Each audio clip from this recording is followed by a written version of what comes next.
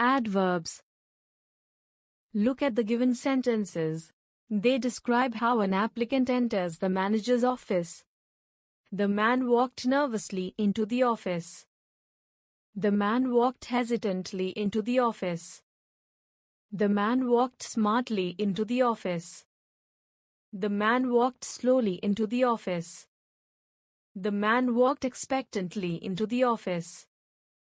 The man walked anxiously into the office. The man walked apprehensively into the office. The man walked confidently into the office. Surprised? Well, some more sentences can be added to the list. In fact, all the colored words describe the verb walked in these sentences and they add something to its meaning. The colored words in the above sentences are called adverbs. Definition. An adverb is a word used to add something to the meaning of a verb, an adjective, or another adverb. Uses of adverbs. A. Adverbs tell us about verb, or how action is done. The train traveled speedily. The children shouted joyfully. B. Sometimes they tell us more about adjectives. You look absolutely confident. Some dinosaurs were very huge. C. They can also modify other adverbs. She slept very peacefully. The artists performed quite brilliantly. In the above examples, the colored words are known as adverbs. Formation of adverbs. Adverbs are formed in the following ways. A. By adding "ly".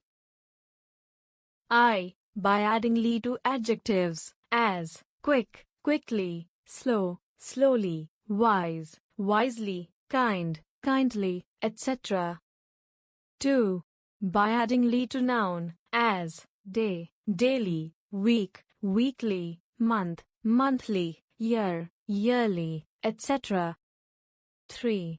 By adding "ly" to participles, as hurried, hurriedly, loving, lovingly, etc. B. Some adverbs are compounds of on, weak into a, and a noun, as afoot equals on foot, abed, aboard, ahead, asleep, away. C. Some adverbs are compounds of a preposition and an adjective, as anew, aloud, afresh, along, beyond, below, behind, etc. D. Some adverbs are compounded with prepositions, as hereby, thereby, henceforth, herein, etc. E. Some adverbs are formed by combining a noun and an adjective, as meantime, meanwhile, sometimes, yesterday, midway, otherwise, straightaway, etc. F. Adverbs of number are formed, as one, once, two, twice, three, thrice, four, fourfold. Kinds of adverbs. There are primarily three kinds of adverbs. Adverbs. Simple adverbs. Interrogative adverbs. Relative adverbs. Simple adverbs. A. Adverbs of time. An adverb of time is one that indicates the time of the action or happening denoted by the verb. It answers the question when. The words given in color in the sentences below are all adverbs of time because each of them indicates the time of the action denoted by the verb. Do it now before everyone. I shall be back soon. We shall go to the movies today. What were you doing then? B. Adverbs of place. An adverb of place is one that points to the place or direction of an action. It answers the question where. The words given in color in the sentences below qualify verbs. So, they are adverbs, but they are adverbs of place because each of them denotes a place or direction. Come in. He hurried down the stairs. The gun went off. She went out in the rain. What are you doing here? Your school bag is lying there on the floor. They ran away from the burning house. C. Adverbs of manner. An adverb of manner is one that denotes the manner of doing an action. It answers the question how. The words given in color in the sentences below are all adverbs of manner because each of these denotes the manner of doing the action expressed by the verb. Move quickly or we shall miss the train. The storm raged violently. He has done his duty well. The yoga teacher demonstrated the asana effortlessly. Our Jawans fought valiantly in the Kargil war. D. Adverbs of degree. An adverb of degree is one that points to the degree of a quality, etc., indicated by an adjective or adverb. It answers the question how much or to what extent. The words given in color in the sentences below are all adverbs of degree because each of these denotes the degree of a quality. It is a case of too little, too late. The temperature is fairly high. It is very generous of you.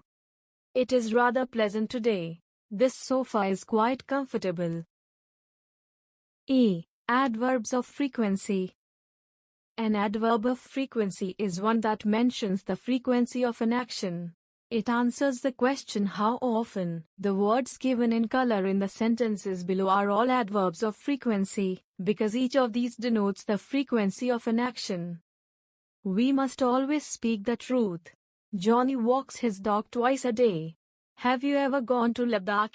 I take tea only once a day. We often visit each other on off days. They seldom meet out. Interrogative adverbs. An interrogative adverb is one that asks a question about an action, quality, etc. It answers the question when, where, why, how, etc. How did you make this soft toy? Inter. Adverb of manner. Why have you come late? Inter. Adverb of reason. Where do you live in Sydney? Inter. Adverb of place. When do you get up in the morning? Inter. Adverb of time. Relative adverbs. A relative adverb is one that joins two clauses. It is used as a conjunction.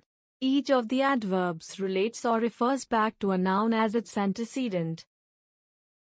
The reason why he came late is not very convincing. Hamilton, where I had my education, is a beautiful town. The year when he settled abroad was 2006. Position of adverbs. An adverb should be placed as near as possible to the word it qualifies. The position of the adverb sometimes changes the meaning of the whole sentence, as James often thought of marrying. Qualifies thought many times of marrying. James thought of marrying often. Qualifies marrying, thought of marrying many times.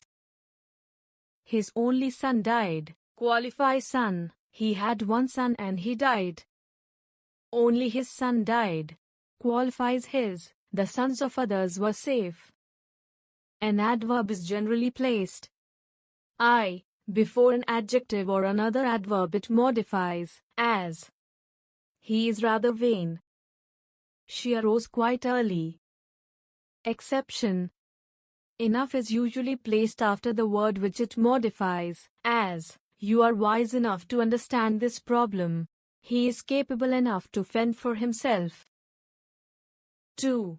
After an intransitive verb, as we ate heartily. She wept bitterly. He played well. The woman screamed shrilly. 3. After the object of a transitive verb, as he loves his parents dearly. The dog serves its master faithfully. He drove the car slowly. 4. Between the auxiliary and the principal verb, as you have really missed a great opportunity. He has often spoken harsh words to me.